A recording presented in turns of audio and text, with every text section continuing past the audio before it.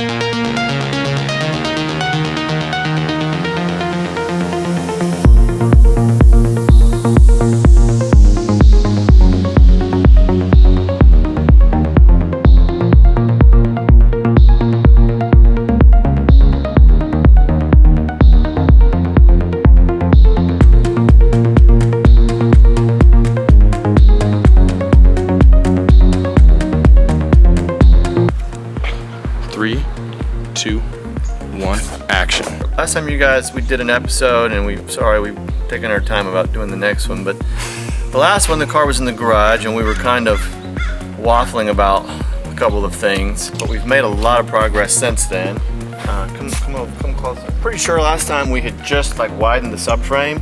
So since then, obviously we got the motor back in place, fully mounted. We got our radiators in place. We're really hoping that we get some good airflow here, but we'll find out. We've also gone through and finally created a nice back panel here, because I guess before it wasn't as necessary, but now it's kind of a firewall, so I think it's a little more important to have a legit firewall. I like the way we did it here in between the tubes, so you can actually like still see the structure of the cage. For the interior, there's a lot of things about the car that always bothered me. When I first built it, I had pulled a lot of the wiring harness out of the back and then just cut it off and spliced it in places and then just kind of made it work, and it worked. Obviously you guys see me drive it all over the place, but this time, being that we were going through the whole thing, I finally was able to like really strip the interior. I mean, there's no original wiring harness. All of the old Z stuff is gone, the old dash, heater core, everything. And so I mean, we've still got a little bit more work to do to refine it, obviously, but this simple shape and just the cleanliness of it, like, I'm really excited and happy about how the interior is coming out. So I want to explain the width. When we started the build or the rebuild, we weren't really trying to being extra wide wasn't on the agenda.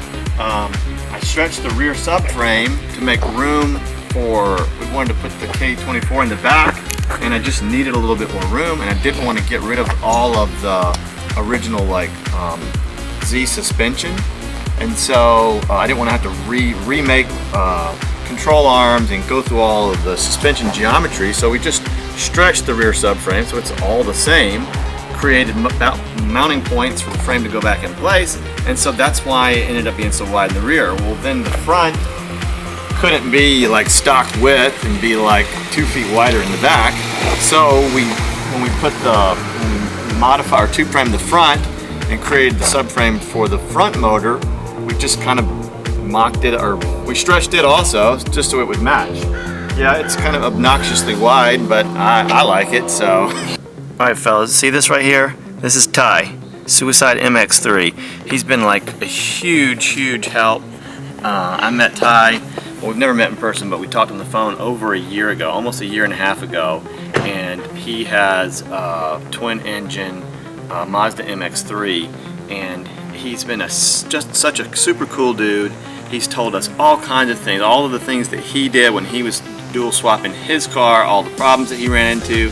He's just been like open about everything and super helpful, and I just want everybody to know that, I just want everyone to know how much of a role he's played in helping us out. I know there's a lot of people out there that take ideas from different places and they don't give the credit to the original creators of it. Now, definitely Ty didn't. He's not the first person to do this. There's a lot of dual engine cars that have been going back as far as the 50s or wherever. Stone Ages? Stone Ages. But Ty has figured out a lot of this on his own, and as we are going through this process, he's always there to answer questions and help us out. And I just want to make sure everybody knows that like this is not an original concept to us. We're just figuring it out as we go, but we've definitely got him on board to help out. All right, if you guys want a t-shirt that looks like this or a pen, go to our website, link below, mlzgarage.com. There you go. That's exactly what we need. Bondo. You have any idea how much Bondo has gone up?